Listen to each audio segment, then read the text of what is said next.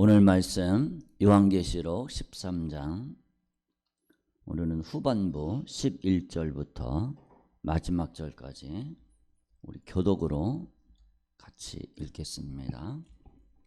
11절부터 18절 말씀입니다. 내가 보매 또 다른 짐승이 땅에서 올라오니 어린 양같이 두 뿔이 있고 용처럼 말을 하더라. 그가 먼저 나온 짐승이 모든 권세를 그 앞에서 행하고 땅과 땅에 사는 자들을 처음 짐승에게 경배하게 하니 곧 죽게 되었던 상처가 나온 자니라.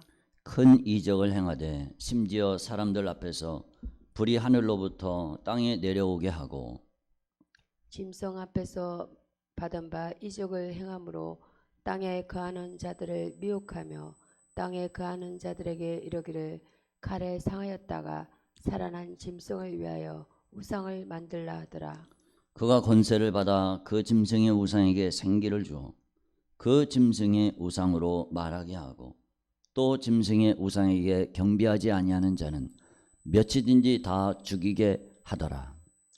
그가 모든 자 곧 작은 자나 큰 자나 부자나 가난한 자나 자유인이나 종들에게 그 오른손이나 이마에 풀을 받게 하고 누구든지 이 표를 가진 자 외에는 매매를 못하게 하니 이 표는 곧 짐승의 이름이나 그 이름의 수라.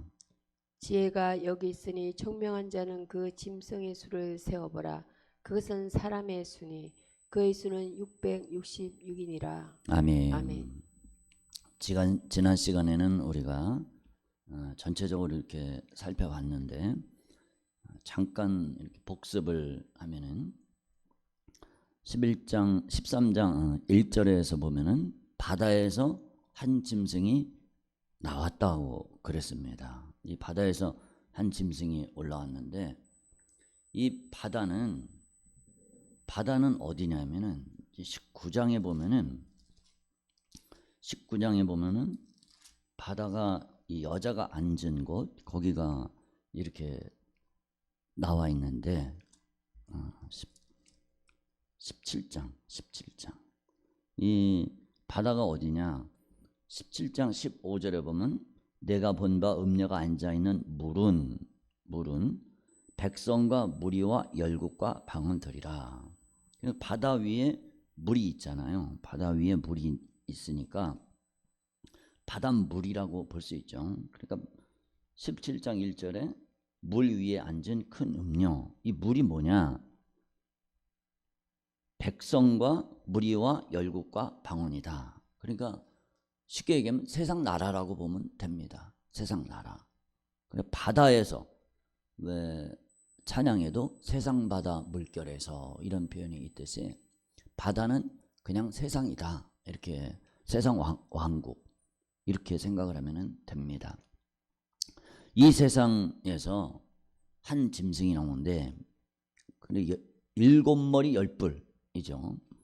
10뿔 7머리 이 짐승이 이렇게 나와 있습니다. 7머리 10뿔 짐승이 이렇게 나와 있을 때 그때 이게 이제 결국은 다니엘서 7장 7절 또 7장 19절 보면은 이게 넷째 짐승인 것을 알게 됩니다. 이 마지막 때 최후의 적그리스도의 나라가 몇 번째 제국이냐? 네 번째 큰 짐승인데 이게 붉은빛 짐승이라고도 하죠. 이 넷째 짐승이 무섭다고 그랬어요. 다니엘에 보면 매우 강하고 쇠로 된 큰 이가 있고 먹고 부서뜨리고 발로 밟고 10뿔이 있다고 그랬습니다. 그러니까 이 엄청난 이런 무서운 짐승이 이렇게 있는 거죠. 적그리스도의 권세가 얼마나 큰지 세계 3대 강대국들을 자신의 권세 아래 다 굴복을 시킵니다. 표범 나라, 또 사자 나라 이렇게 나오죠. 첫째는 사자 같고 독수리의 날개가 있고 다니엘 7장에 보면은 그렇게 나와 있죠.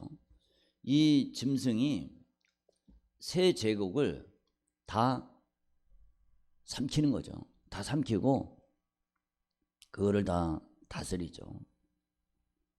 그런 짐승이 이렇게 나옵니다. 근데 우리가 좀 조심할 것이 뭐가 조심해야 되냐면은 다니엘서에 나오는 이 넷째 짐승, 넷째 제국은 순차적인 제국이 아니라는 거예요. 무슨 얘기냐면 역사적 다니엘 2장에 큰 신상이 나오지 않습니까? 우상이. 거기 보면은 거기에 이제 그거는 순차적인 제국을 얘기를 합니다. 그러니까 그거는 뭐냐? 그 순차적인 제국은 7제국을 얘기를 하잖아요. 7머리는 7산, 7왕 혹은 7제국이다. 7째 나라는 하나님을 대적했던 그 마지막 나라인데 5은 이미 망했다. 그러니까 순차적으로 따질 때는 예를 들어서 애굽, 아수르, 바벨론, 페르시아, 헬라 5은 이미 망했다. 없죠. 그리고 현재는 6째 왕이다. 그러니까 로마죠. 사도 요한 당시에 6째 제국인 로마. 근데 마지막 7째 나라는 아직 나타나지 않았다. 마지막 종말에는 예수님의 재림을 앞두고 등장을 하죠. 이 적그리스도가 음료하고 결탁을 해서 그 세력이 더욱더 왕성하게 됩니다. 그러니까 이거를 우리가 잘 알아야 돼요. 시대적으로 볼 때는 7번째 나라고, 이 적그리스도 나라는 시대적으로 볼 때, 이 큰 시대적으로 볼 때는 7번째 나라고, 그 순차적으로 볼 때는 7번째 나라고, 그 다음에 동시대에는 몇 나라가 있느냐? 동시대에는 크게 4나라가 있다. 다니엘 7장에 보면은. 그러니까 다니엘하고 계시록하고 우리 항상 같이 봐야 되죠. 동시대로는 4번째 제국. 그리고 4번째 제국이라고 하면은 4번째로 동시대에 4번째 나타났는데 제일 마지막에 나타난다는 거예요. 그 나라 연대가 얼마 짧다는 겁니다. 그러니까 그 제국이 지속된 시간이 다른 나라에 비해서 새 제국에 비해서 짧다는 거예요. 그렇게 이해를 하면 되겠습니다. 제가 예전에 이게 도대체 다니엘서는 4째 제국이라고 그러고 또 7번째라고 그러고 이게 도대체 뭔가 이거 갖고 굉장히 참 헷갈렸습니다. 근데 그렇게 이해를 하면 간단합니다. 그 다음에 적그리스도가 상처를 입었다고 그랬어요. 3절에 보면 적그리스도가 상처를 입었는데 치명적인 상처를 입고 아주 극적으로 회복을 했습니다. 7번째 머리 중 하나가 상하여 죽게 되었다. 그 이유가 뭐냐? 칼의 상처를 입었다. 14절에 보면 칼의 상처를 입었다 이렇게 돼 있잖아요. 칼에 상하였다가 살아난 짐승을 위하여 우상을 만들라. 이거를 볼 때 이제 우리는 이제 그런 얘기를 이렇게 많이 합니다. 무슨 얘기를 하느냐면은 이 적그리스도가 그러니까 하나 적그리스도 그 대표자 하나가 적그리스도 하나가 테러로 치명상을 입었다. 거의 죽게 되었다가 낫게 됐다. 이렇게 우리가 많이 그렇게 이해를 하고 있습니다. 그런데 이걸 조금 약간 좀 다른 각도로 볼 수도 있습니다. 그게 무슨 얘기냐면은 이 짐승이라고 했을 때 이거를 한 개인으로 볼 수도 있어요. 그 대표자 적그리스도 개인으로 볼 수도 있고 또 그 나라 전체로도 볼 수가 있습니다. 그러니까 만약에 이제 나라 전체로 이렇게 본다. 그럴 때 나라 전체로 봤을 때 적그리스도의 나라 전체가 심판을 받았다. 적그리스도의 나라 전체가 심판을 받았다. 성경을 볼 때 제일로 안전한 것은 뭐냐면은 본문 내에서 앞뒤 문맥에서 해석하는 게 그게 제일 무난하고 제일 정확합니다. 그리고 본문 내에서 앞뒤 문맥을 통해서 보는 것이 제일 1차적인 방법입니다. 그 전에 보면은 11장에 이렇게 볼 때 11장 13절에 보면은 그때 큰 지진이 나서 성 10분의 1이 무너지고 지진에 죽은 사람이 7천이다. 그 남은 사람이 두려워하여 영광을 하늘의 하나님께 돌리더라. 이 적그리스도의 나라에 엄청난 지진이 일어났습니다. 7천 명이 죽을 정도니까 큰 지진이죠. 그러니까 이것은 하나님의 심판을 받아서 치명상을 입었다. 하나님의 말씀으로 심판을 받았다. 이사야 66장 16절에 보면 여호와께서 불과 칼로 모든 혈육에게 심판을 베푸신즉 여호와께 죽임당할 자가 많으리니, 여호와께 죽임당할 자가 많다. 그러니까 하나님의 심판이 불과 칼로 임한다, 이런 말씀이 있잖아요. 이런 걸 통해서 볼 때 칼에 상하였다는 이 표현을 하나님의 말씀으로, 왜 우리가 잘 아는 에베소서 6장 하나님의 전신갑주를 나올 때 성령의 검 곧 하나님의 말씀을 가지라, 이런 표현이 있지 않습니까? 그렇듯이 하나님의 말씀으로 심판을 받아서, 하나님의 심판을 받아서, 그래서 이 적그리스도의 나라가 치명상을 입었다. 그리고 또 그걸 조금 이제 축소를 하면은 그 와중에 적그리스도도, 그 대표자 적그리스도도, 리더도 치명상을 입었다. 이렇게 이해를 하면은 그러면 깔끔할 것 같아요. 그렇게 이해를 하면 좋을 것 같습니다. 이 적그리스도는 얼마 동안 일을 할까? 5절과 10절에 보면은 칼에 죽을 자는 마땅히 칼에 죽을 것이요 성도들의 인내와 믿음이 여기 있다. 5절에 보면 42달 동안 일할 권세를 받았다. 다니엘 9장 27절에 보면 그가 장차 많은 사람과 더불어 한 이레 동안의 언약을 굳게 맺고 그 일의 절반에 제사와 예물을 금지할 것이다. 그러니까 이 적그리스도가 처음에는 언약을 맺는다고 그랬어요. 한 일에는 다 이거는 7년으로 봅니다. 일에가 하루를 1년으로 이렇게 계산을 해서 거의 다 대부분의 학자들이 7년으로 이렇게 봅니다. 그래서 전 3년 반 동안에는 평화의 언약을 맺습니다. 평화의 언약을 맺다가, 그러다가 이제 본인이 이제 치명상을 입고 나서 그 다음에 죽게 되었던 상처가 낫게 되면서 이제 오늘 읽었던 그 11절에 땅에서 다른 짐승이 올라와서 어린 양같이 두 뿔이 일어나고, 요게 이제 등장하면서 어떻게 됩니까? 666표를 받게 하는 겁니다. 만약에 표를 안 받는다, 이마에나 오른손에 표를 안 받는다, 그러면은 매매를 못하게 합니다. 그리고 짐승의 우상에게 경배 안 한다, 그러면 뭐 몇 주든지 다 싹 다 죽도록 다 죽여버린다는 겁니다. 이런 엄청난, 전반부에는 평화의 사자로 자신이 메시아처럼 이렇게 해다가, 그러다가 이제 어떻게 됩니까? 완전히 자기를 높여서 하나님의 성전에서 앉아서 자기를 하나님이라고 내세우게 되는 거죠. 데살로니가후서 2장 4절에 그렇게 나와 있습니다. 이 적그리스도는 엄청난 철권 통치로 다스립니다. 자신을 배반한 이스라엘을 철저히 징계를 합니다. 그 다음에는 어떻게 됩니까? 성도들, 전 세계에 흩어진 성도들을 향해서, 하나님의 백성들을 향해서 핍박을 하고 엄청나게 박해를 하죠.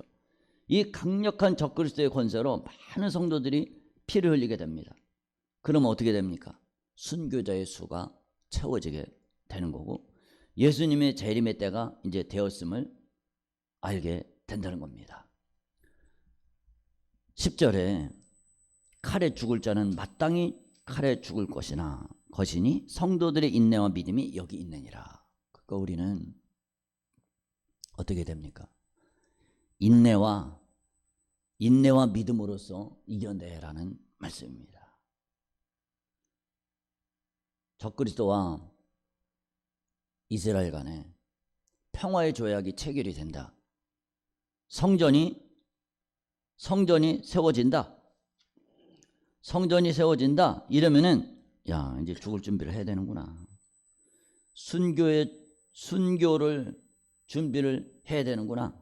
이거를 우리가 생각을 해야 됩니다. 그걸 생각을 하고 진짜 죽을 준비를 해야 됩니다. 철저히 죽을 준비를 해야 되는 거죠. 근데 언제인지 우리가 모르잖아요. 그러니까 언제 준비를 해야 되느냐? 오늘 해야 되네요. 오늘, 지금 하나님, 내가 정말로 적그리스도의 칼날 앞에 무릎 꿇지 않고 내 믿음을 지킬 수 있는 믿음을 주세요. 굳센 믿음을 주세요. 그는 대적하는 자라. 신이라고 불리는 모든 것과 숭배함을 받는 것에 대항하여 그 위에 자기를 높이고 하나님의 성전에 앉아 자기를 하나님이라고 내세우느니라. 그러니까 이거를 보면은 하나님의 성전에 앉으려면은 성전이 있어야 되잖아요. 그 이스라엘 땅에 성전이 세워진다는 겁니다. 지금 제가 얼마 전에 방송을 이렇게 봤는데, 이스라엘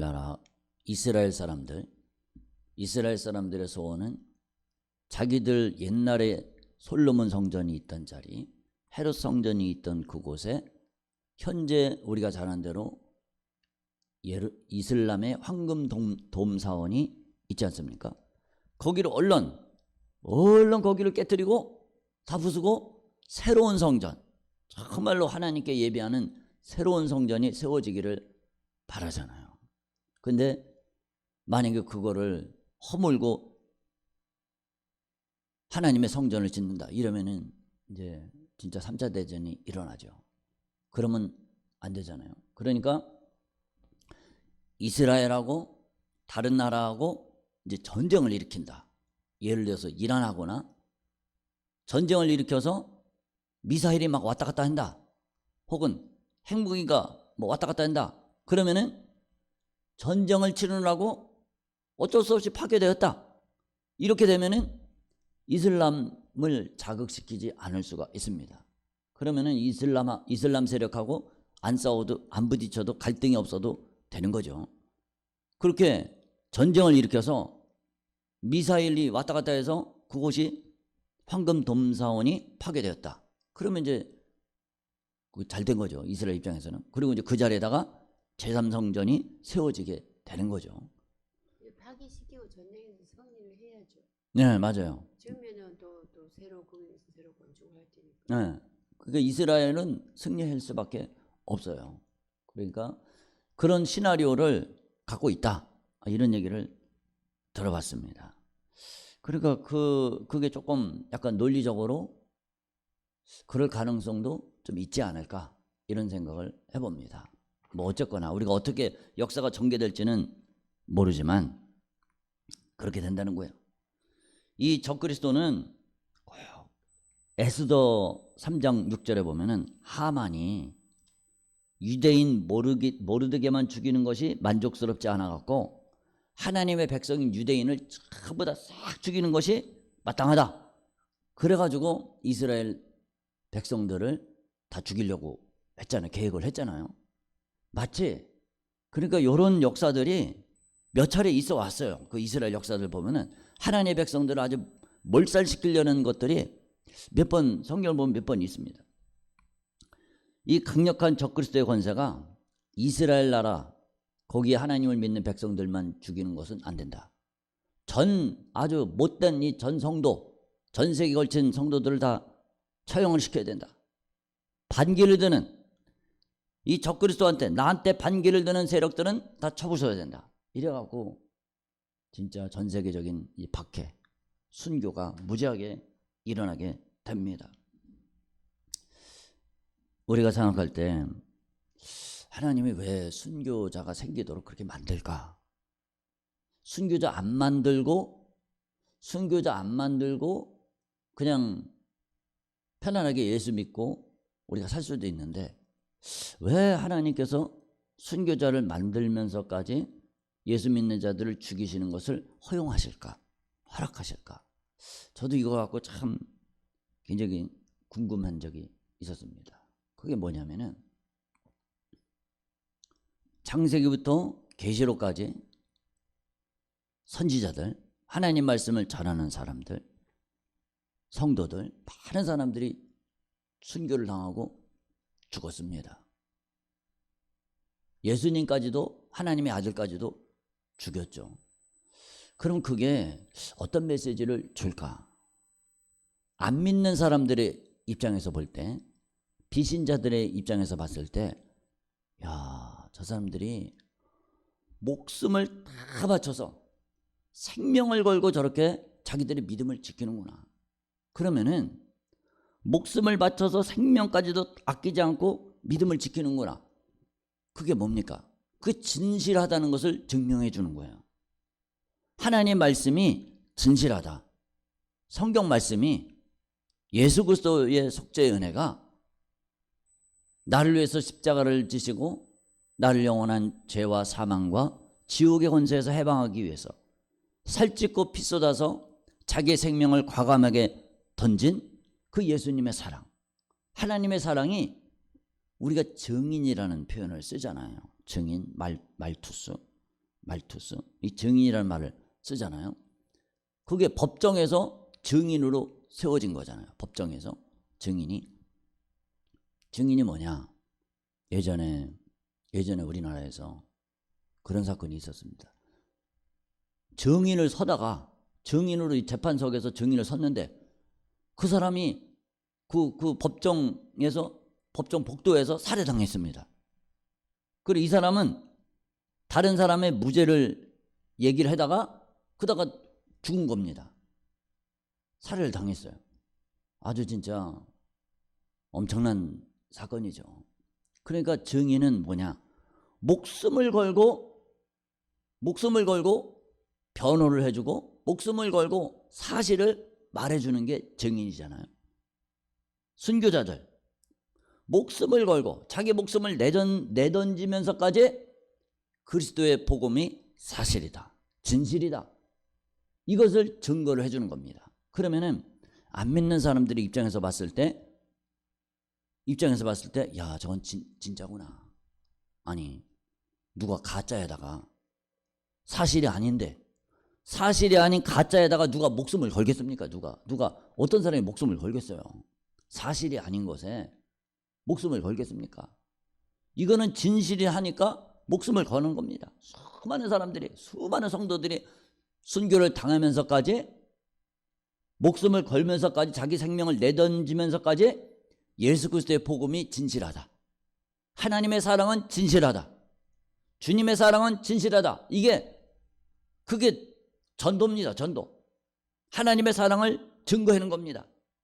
이게 마지막 주님이 재림하시기 직전에 이 세상 사람들에게 복음을 전파하는 겁니다. 그게 순교를 통해서 자기 목숨을, 생명을 담보로 하나님의 사랑은 진짜다, 우리를 위해서 십자가에 피 쏟고 죽으신 하나님의 사랑은 이거는 진짜다, 이 예수를 믿어야지 너희들도 산다, 이거를 증거를 해주는 겁니다.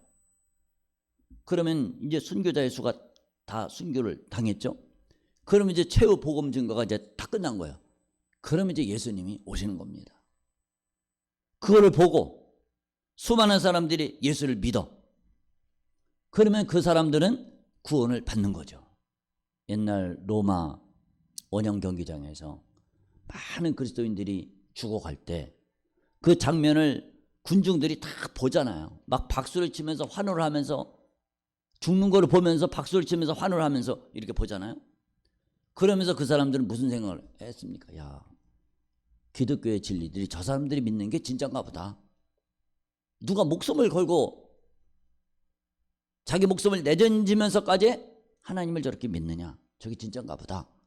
그러면서 예수 믿는 사람들이 많았습니다.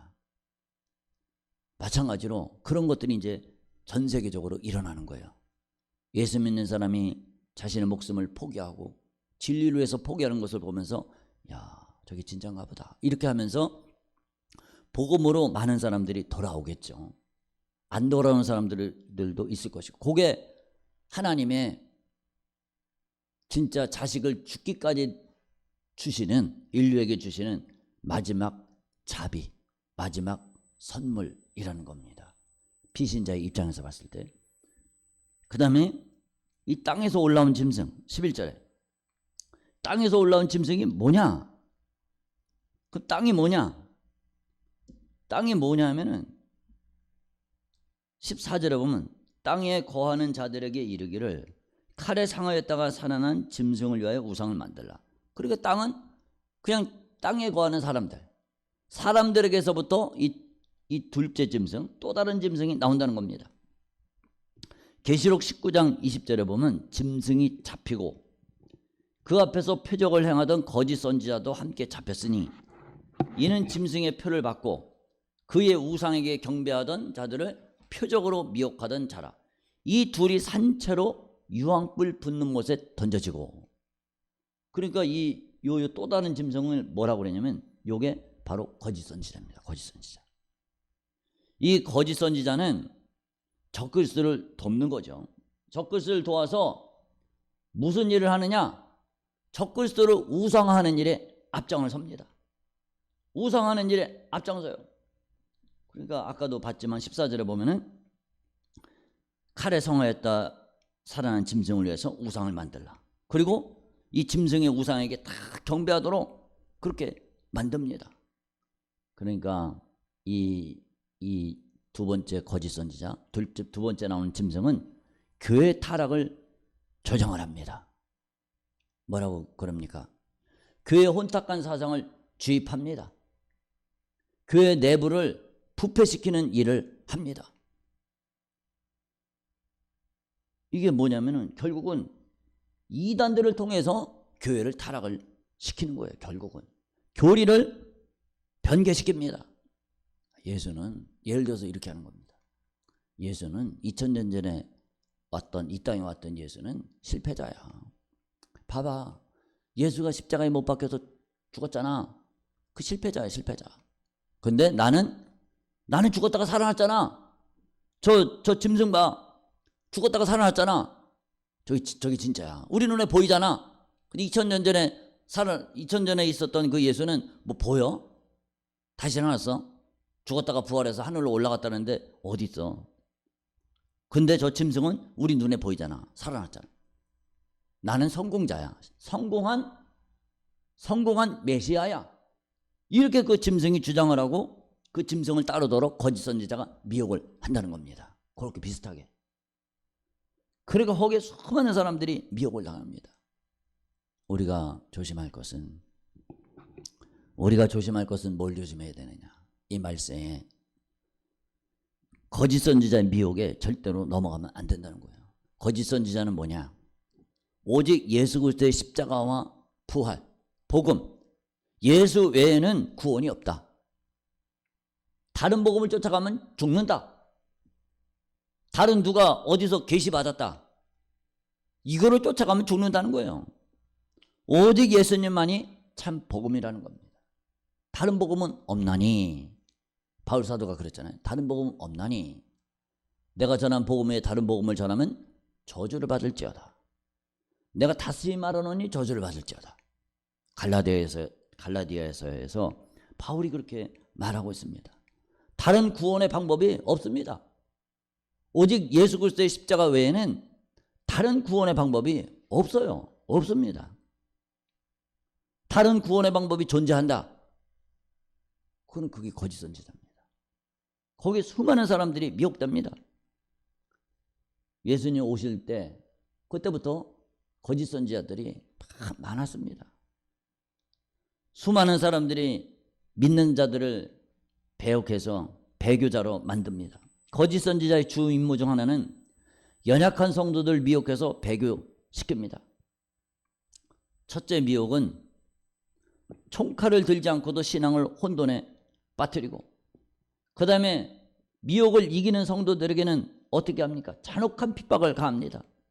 짐승의 표를 받아서 666표를 받아서 목숨을 유지하든지 아니면 큰 환난을 겪든지 둘 중에 하나 택해야 됩니다. 시편 112편 7절에 보면 의인은 흉한 소문을 두려워하지 아니하며 여호와를 의뢰하고 그의 마음을 굳게 정하였도다. 진짜 마지막 때에 필요한 것은 뭐냐? 10절 사로잡힐 자는 사로잡혀 갈 것이요 칼에 죽을 자는 마땅히 칼에 죽을 것이니 성도들의 인내와 믿음이 여기 있느니라. 인내와 믿음, 끝까지 견디는 자는 구원을 얻으리라. 끝까지 하나님만 붙잡고 예수만 붙잡으라는 겁니다. 절대 예수를 배신하면 안 됩니다. 다른 예수 외에 다른 구원이 있다. 예수 믿고 또 다른 것도 믿어야 된다. 예수 믿고 또 다른 것도 믿어야 돼. 갈라디아서에서는 예수도 믿었지. 또 율법의 행위가 있어야 돼. 그게 뭐냐? 그게 할례. 율법의 행위가 있어야 돼. 할례를 받아야지 구원받아. 그게 적그리스도라는 거. 그게 율법도 지키고 예수 복음도 지키고 율법도 지키고 할례를 받아야지. 유대인의 전통도 지켜야지. 그래야지 구원받아. 요게 적그리스도라는 거예요. 오늘날에도 예수 십자가의 부활 복음을 믿어. 그 다음에 플러스 알파 다른 복음. 우리 지도자의 말을 믿어야 돼. 이러면 그게 적그리스도라는 겁니다. 그게 뭐냐? 그게 음녀입니다. 음녀. 음녀의 정의가 뭡니까? 남편이 있는데 그 남편을 버리고 다른 남자한테로 가. 그게 음녀입니다. 그게. 호세아 고멜이 나오잖아요. 고멜이. 호세아라는 남편이 있는데 다른 남자한테로 가. 그게 음녀예요. 음녀. 17장에 음녀가 나오잖아요. 음녀의 용어의 정의가 그렇습니다. 예수 신랑이 있어. 우리는 신부된 교회잖아요. 예수 신랑이 있어. 근데 신랑을 버리고 다른 신랑한테로 가. 혹은 예수도 좋고 예수와 다른 신랑, 다른 선지자, 다른 메시아, 다른 사자를 섬겨. 그게 음녀예요. 그게 음녀. 우리는 그런 데 빠지면 절대로 안 된다는 겁니다. 그럼 과연 이 짐승의 우상에게 경배하고 막 몇이든지 다 죽이게 하고 오른손이나 이마에 표를 받게 하고 이게 언제쯤 일어날까? 그러니까 여기 보면은 막 죽이고 엄청난 박해와 순교자 수가 나오잖아요. 그게 예수님의 재림 직전입니다. 그러니까 후 3년 반이 끝부분에 해당된다고 이렇게 이해를 하면 되겠습니다. 이 기간에 경배하지 않는 자는 생존을 위한 매매가 모두 금지되고 적발되는 즉시 죽음에 처하게 된다는 겁니다. 언제까지 그러냐? 다니엘 12장 7절에 보면 반드시 한때, 두때, 반때를 지나서 성도의 권세가 다 깨어지기까지니 그렇게 되면 이 모든 일이 다 끝나리라. 그러니까 한때, 두때, 반때, 그러니까 3년 반이죠. 3년 반 동안에 엄청난 박해, 순교가 엄청나게 일어나게 된다는 겁니다. 성도들의 인내가 어떻습니까? 마태복음 24장 22절에 보면 그날들을 감하지 아니하면 모든 육체가 구원을 얻지 못할 것이나 그러나 택하신 자들을 위하여 그날들을 감하시리라. 이 기간이 3년 6개월이고 다니엘이 사실은 이 날들을 구체적으로 언급을 합니다. 언제냐? 45일간을 인내하며 기다리는 자는 복이 있다. 그게 어떻게 나오냐면 다니엘 12장 11절 12절에 보면 매일 드리는 제사를 폐하며 멸망하게 할 가증할 것을 세울 때부터 1290일을 지낼 것이요 기다려서 1335일까지 이르는 그 사람은 복이 있으리라. 그러니까 그거 빼면 45일이 나옵니다. 후 3년 반에 극심한 박해가 있고 더 45일 동안에 더욱 극심한 박해, 그때까지 기다리라는 겁니다. 이 땅에서 올라온 짐승, 거짓 선지자가 뭘 주느냐? 표를 준다고 그랬죠. 짐승의 수가 666이라고 그랬는데 이 666은 생존을 위해서 짐승의 표를 받아야 됩니다. 짐승의 표를 받고 전능하신 하나님이 주인됨을 거절해야 됩니다. 적그리스도를 주인으로 모시게 됩니다. 우리가 지난번에 코로나 때 뭘 받아야지 됐습니까? 아니 병원에도 못 가, 약국에도 못 가, 뭐 저 큰 슈퍼, 백화점 이런 데도 못 가. 표를 안 받으면 그거 연습했잖아요. 연습. QR 코드를 받아야 되잖아요. 예방 접종을 하고. 접종을 하는 사람은 그걸 못 하게 했잖아요. 그게 연습한 겁니다. 연습. 이제 실제적으로 그런 일들이 벌어지면은 우선은 우리는 이제 못 가게 한 게 그게 다잖아요. 이제 진짜로 666표가 되면은 무슨 일이 벌어지나. 그때는 이제 못 가게 하는 정도가 아니라 이제 경찰에서 잡아가는 거예요. 군인들이 와서 잡아갑니다. 잡아가서 이제 죽이는 거예요. 그냥 감옥에 가도 그냥 죽이는 겁니다. 그런 일들이 실제로 일어난다는 겁니다. 히브리서는 배교자들을 마치 에서처럼 생존을 위해서 팥죽 한 그릇의 장조건을 버린 자 이렇게 경고를 하고 있습니다.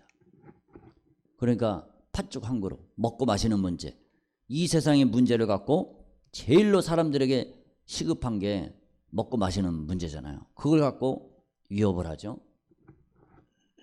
그걸로 위협을 하죠. 아까 또 뭘 봤습니까? 이 거짓 교리, 미혹, 거짓 사자, 거짓 선지자, 언약의 사자, 새 언약의 사자, 이런 걸 통해서 우리를 미혹을 합니다. 얼마나 많이 미혹이 됐습니까? 핵심은 뭐냐? 오직 예수 그리스도의 복음, 십자가와 부활, 이 복음 외에 다른 것이 거기서 섞여서 들어가면은 망한다는 거예요. 섞이면은 안 된다는 겁니다.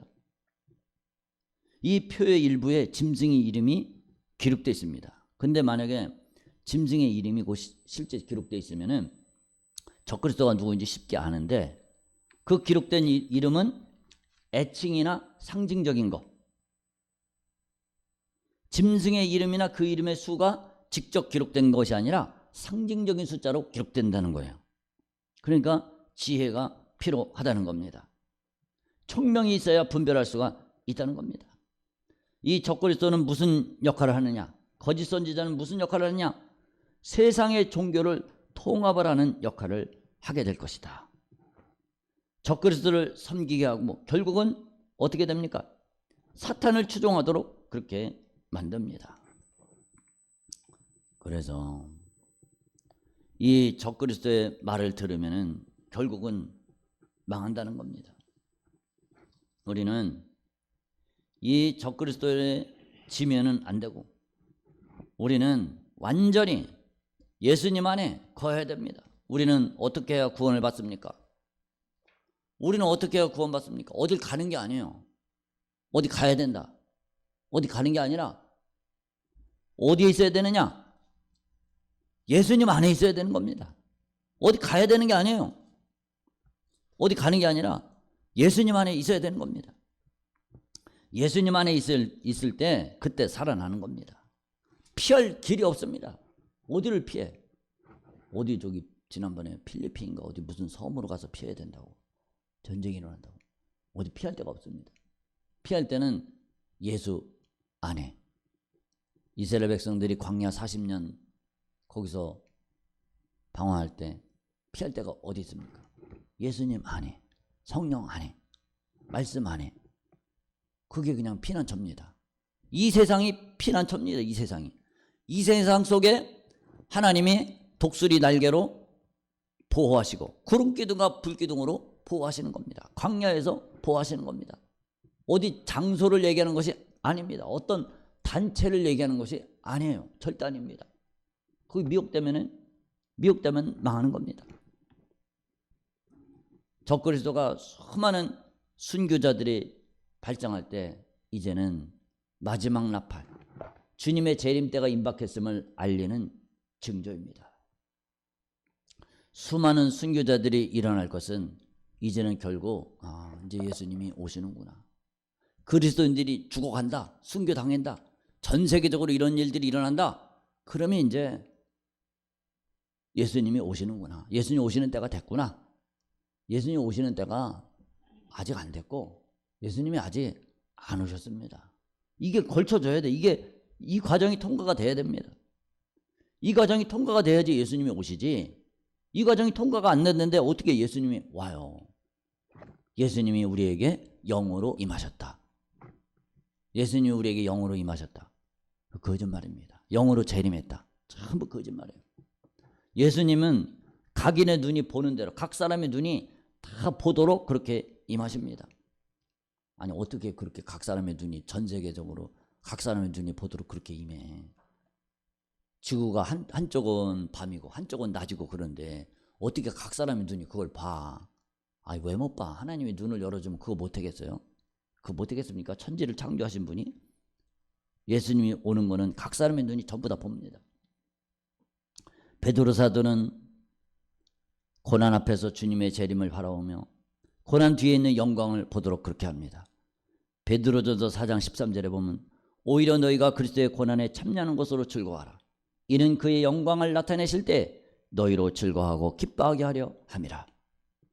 고난이 오면은, 박해가 오면은, 야, 이제는 우리가 하나님의 영광에 같이 참여할 때가 됐구나. 시간이 됐구나. 이제 오라. 이제 오라. 그러면은 야, 기뻐하고 즐거워하라는 겁니다. 우리 모두 우리는 어떻게 해야 됩니까? 그러므로 어떻게 해야 됩니까? 미혹에 넘어가지 말자는 겁니다. 그리고 인내와 믿음을 가지라는 것입니다. 주님이 오실 때까지 우리의 믿음을 견고하게 지켜야 된다는 겁니다.